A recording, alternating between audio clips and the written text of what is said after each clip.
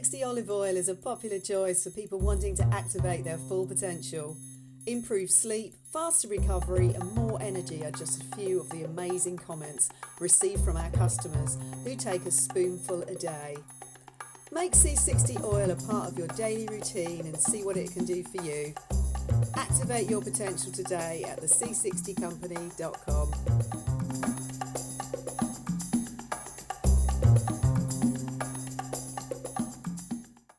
Just to show that I'm no Trump supporter, I'm going to talk about Iran and the protests in Iran.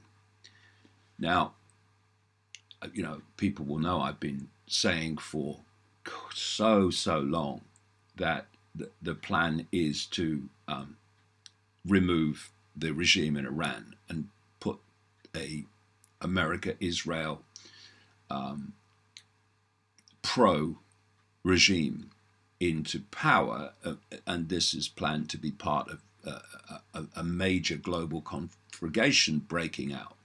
Because if they did do that, and Trump came very, very close, the planes were in the air a few months ago in attacking Iran, and it's all orchestrated by the Sabbatean Frankists out of Israel, as I again showing the trigger. Anyway. But it hasn't happened, and one major reason, I think the major reason it hasn't happened yet, the actual bombing, although that it got that close that planes were in the air, is that Trump is well aware that his support base would desert him in droves if he did actually attack Iran, because he got so much support in the 2016 election because he said he wanted an end to all that stuff of intervening in other countries and sending the boys in. But of course, it's continued. And the other way that regime change is brought about, when bombing is either not possible through public opinion, or in this case Trump's support base, is to impose vicious sanctions, economic sanctions, which create a situation where the people of the target country start to suffer the impact of that, while the people imposing the sanctions, like Trump in this case, is saying, oh, we want to help the people of Iran as well. Well, actually, you're destroying them. This is what they've done, of course, in Venezuela and in many other countries. It's an old trick. And what you also do at the same time that you are creating economic deprivation is you have your agents through the CIA and these other agencies in the country that are fueling unrest, because you want to manipulate the population to regime change for you when you can't justify, or you can see the consequences for yourself of direct bombing of the country. And you may have noticed, by the way, that protests are breaking out all over the world, violent protests, not just in Iran, which I'll come to in a second, but I've actually got a piece of paper beside me on my desk, which I started compiling some weeks ago now when I started to see this pattern. And I've just written a list of countries where this is happening. I've just add to them all the time. Here are some. We've had violent protests in Ecuador, in Hong Kong, in Iraq, in France, of course, the Yellow Vests, in Bolivia, in Lebanon, in Chile, in Barcelona, and India, Pakistan, And we've also had, of course, the protests on the streets of London and elsewhere all over the world through this ludicrous organization, Extinction Rebellion.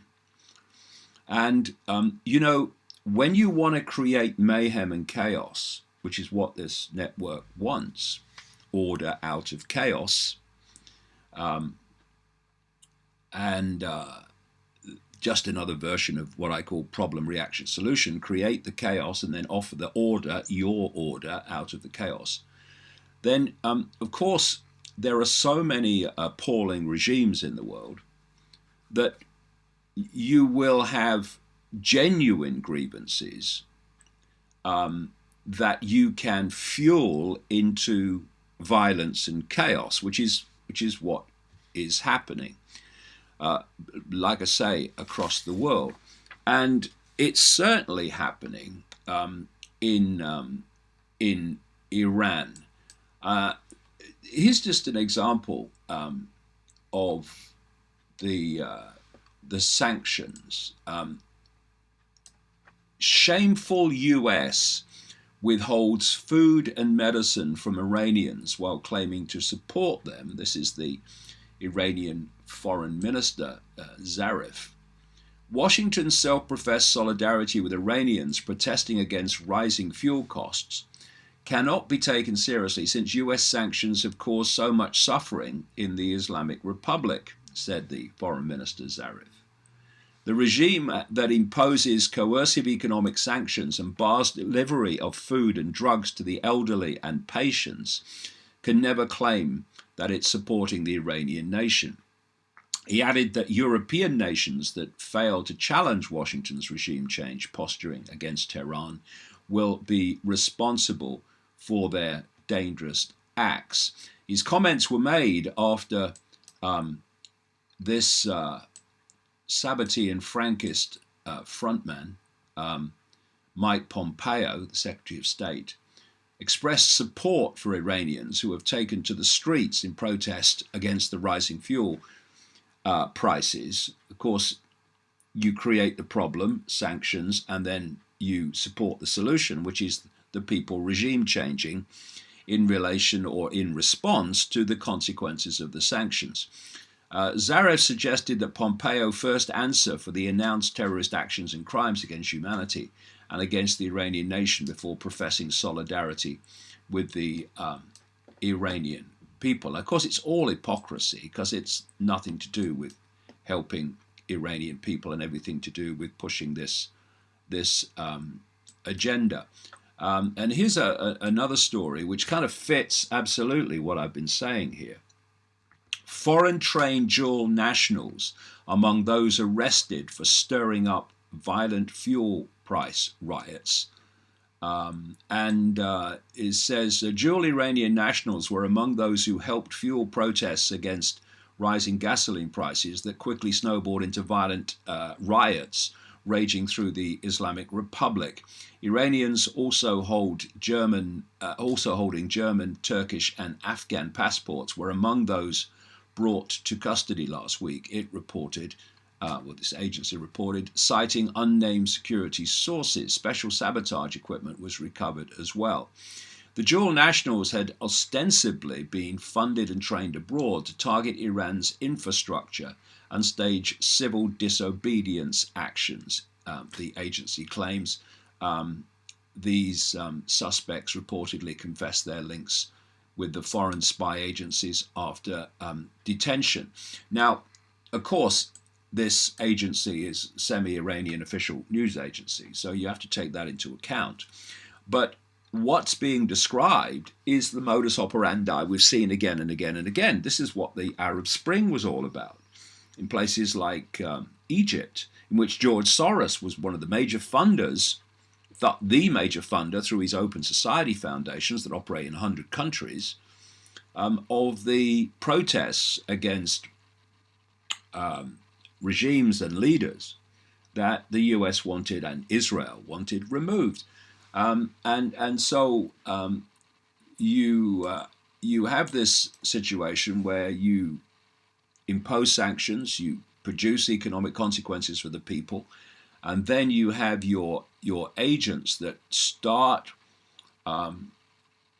pushing and manipulating people to rebel and protest violently, or at least to protest in larger and larger numbers, and the vast number of people that actually fall into that and get trapped in that whole movement have no idea that the people that are actually fueling it are agents of a foreign power or powers.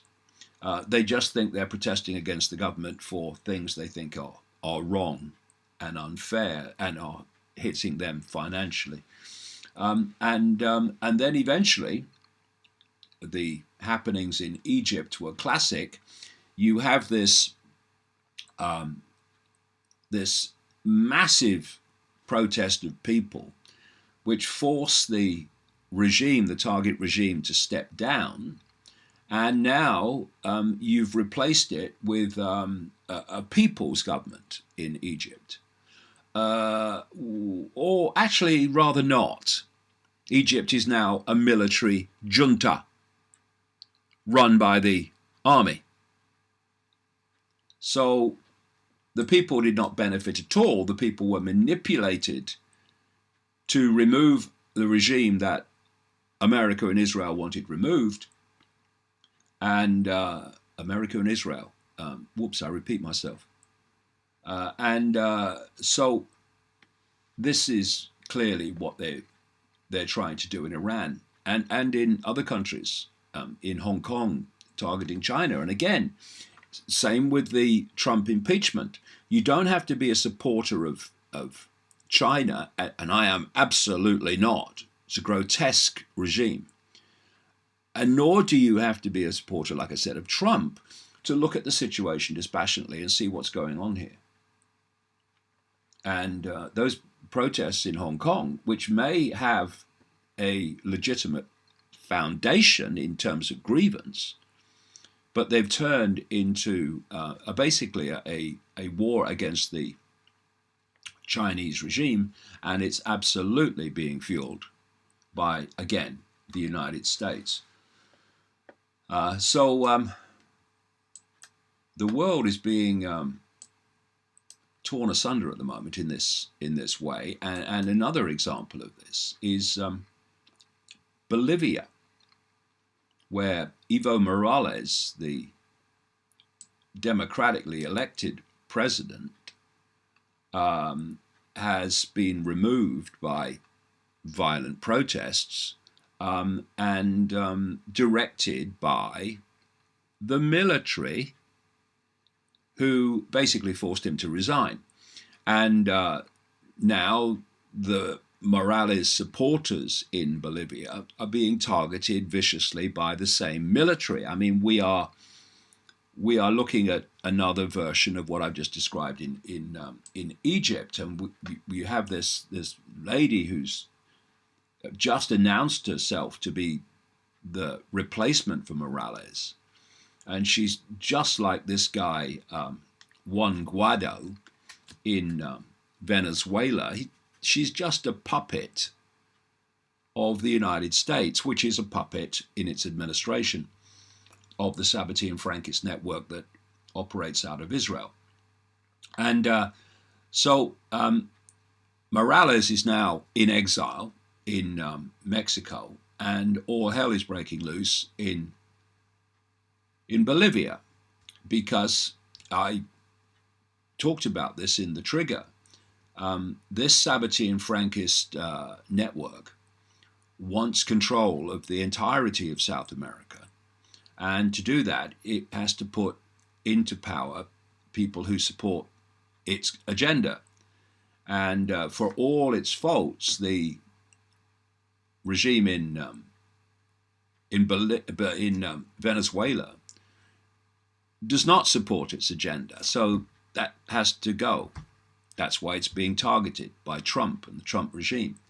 And the guy who's overseeing it, a guy called Elliot Abrahams, is a mega ultra-Zionist connected to this network, who has a disgusting record of abusing people in South America, Central America and South America now. And Evo Morales' government in Bolivia didn't support this agenda, and so it had to go. And you bring in a new president in Brazil who does support the agenda big time, and he can do what he bloody likes. And of course, chaos was created in Brazil in the run-up to him coming to power. So that's what's happening in South America. And this is a story. CIA installed dictatorship, replaced democracy in Bolivia. It's an article for davidicke.com by Stephen Lenman, who writes a lot of very good stuff. In cohorts with Bolivian fascists, he writes, military and police, along with the US imperial tool Organization of American States, watch that with a hawk with a telescope, CIA dark forces toppled Morales for not subordinating the country's sovereign rights to US interests and further afield. Morales' majority movement for socialism legislators were intimidated and threatened not to interfere with the coup. In response, the OAS big lie about electoral fraud, Pompeo congratulated the organization for serving US interests over rights and welfare of Bolivia and its people. Separately, he thanked self-declared unelected illegitimate usurper President Janine Áñez for, quote, leading her nation through this democratic transition.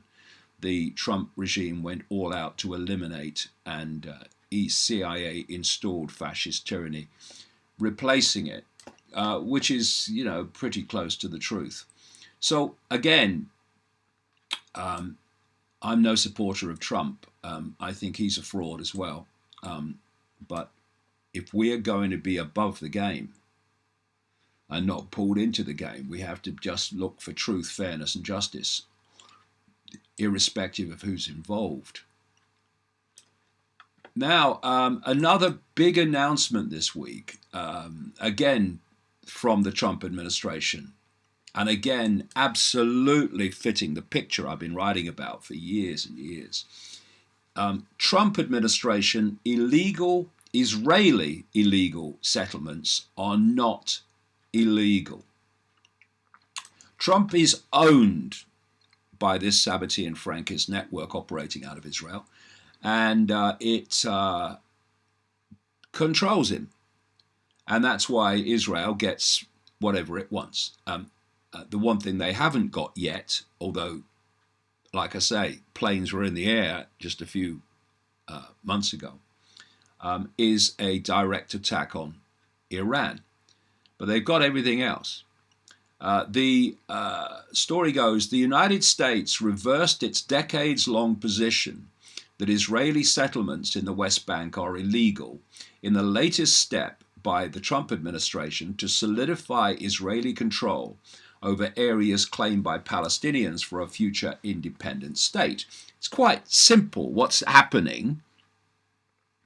The state of Israel was bombed and terrorized into existence in 1948, and the idea is to take control of the whole land area and pursue a policy known as the Greater Israel Project, which is to expand Israel into what is claimed to be its biblical largest expanse of territory, which would include the whole of what is called Palestine, that is not called Israel, into Lebanon, into Syria, and across to take also part of Saudi Arabia to the river Euphrates. The extent of this Greater Israel Project is from the Nile in Egypt to the Euphrates in Iraq. And this mayhem that's been going on in the Middle East through America, via America, and American money and American troops, is all in pursuit of that.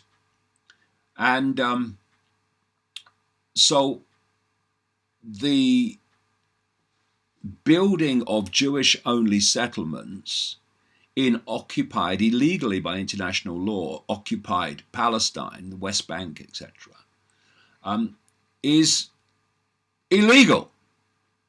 But particularly, it has been happening before that, but particularly after Trump came to power, who is owned by these people, it became a tidal wave. And the idea was never to have a two-state solution. I was writing this 25, 30 years ago.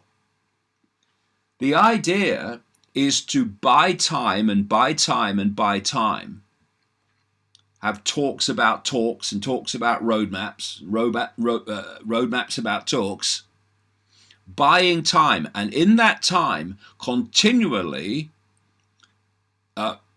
build more and more Jewish-only settlements in Palestine occupied land, to the point where a two-state solution becomes impossible. We are there now.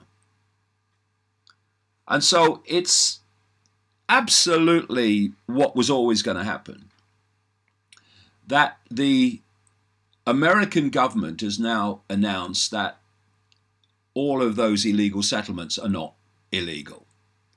And if they're not illegal, it means, well, we can now start calling it Israel, because that's what Netanyahu wants, who's still leading Israel despite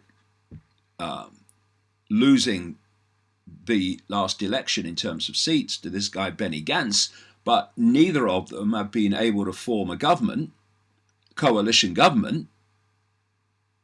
They're both at a go, and the suggestion is there'll be another election, try sort it out. But anyway, whether Gantz is in power or whether Netanyahu's in power, it doesn't matter. The same agenda will unfold. It's a one-party state in terms of government. So, Secretary of State Mike Pompeo said in a press conference that declaring the settlements were in violation of international law had not worked in bringing about Israeli-Palestinian peace. Well, of course it hasn't, because the Palestinians are getting more and more resentful at seeing their land illegally occupied, concreted over by Jewish-only settlements. Of course, Pompeo is a Christian Zionist, which is an extension of this Sabbatean Frankist cult, although most Christian Zionists have no idea that's the case. And Pompeo says, calling the shift in position a recognition of the reality on the ground. Here you go. Classic. You have all these settlements take over this and occupy this illegally occupied land. And then you say, oh, well, there's settlements all over it now, you know, we've got to face the reality of the situation. It's classic. It was always where it was leading. Anyone with half a brain cell on active duty could have seen it. So Pompeo said that from now on, the US would take no position on the legality of any individual Israeli settlement, instead leaving that decision up to Israeli courts. I'm sure they're unbiased. Quote, after carefully studying all sides of the legal debate, this administration agrees with President Ronald Reagan. The establishment of Israeli civilian settlements in the West Bank is not per se inconsistent with international law, when actually it devastates and insults international law. The historic shift is the latest blow to Palestinian aspirations for statehood under the Trump administration, which also shuttered the de facto Palestinian embassy in Washington and moved the US embassy in Israel from Tel Aviv to Jerusalem. The Palestinians claim East Jerusalem for the capital of a future state. And where this is going, again, as I've been writing for decades, is to replace the great mosque on what Jews and Christians call Temple Mount in Jerusalem with a rebuilt Solomon's Temple. That's where it's going. And that's why they're targeting that area of East Jerusalem to ethnically cleanse it of Palestinians so that can go ahead. These people are completely mad who are behind this. And they've scammed the general Jewish population into believing a pack of bloody lies designed for nothing more than justifying what this Sabbatean Frankist cult that actually hates Jewish people, see the trigger, has planned all along. It's just so transparent if you follow this stuff. Russia, interestingly, has condemned this US decision to legalize Israeli settlements in the West Bank. Says it puts a spanner in the works of the peace process. But that's the idea. They don't want a peace process. They want a take-it-all process, which is what we're seeing before our eyes. We also have this story, how EU foreign policy chiefs spent 5 years pandering to Israel. This is a lady called Federica Mogherini, closing her term as the European Union's foreign policy chief in much the same way as she kicked it off by pandering to Israel. Shortly after taking up her post in 2014, she paid a visit to Benjamin Netanyahu. She assured the Israeli Prime Minister that he could count on the European Union to build a new start. She was vague about what the new start would entail. Nonetheless, she has brought some degree of innovation, though not in a positive sense, to international relations. Under her leadership, the EU uses far weaker language than previously when alluding to the grave breaches of human rights. Back in February 2001, the official EU line was that it deplores how Israel was carrying out extrajudicial executions.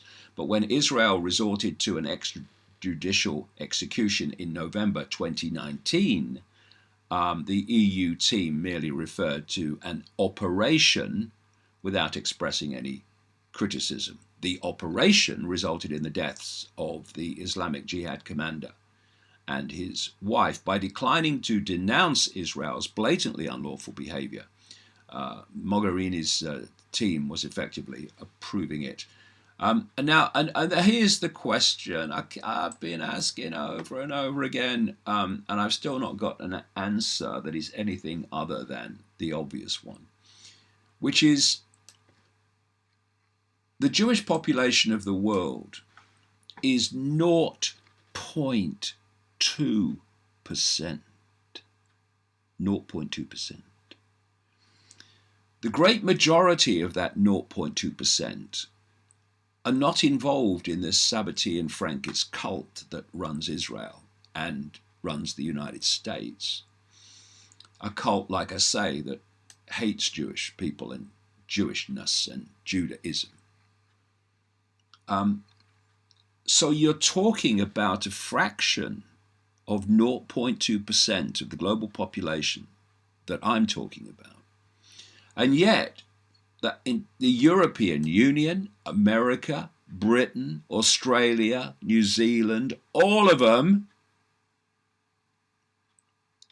are terrified of, on the face of it, Israel. But what they're really terrified of is the Sabbatean Frankist death cult.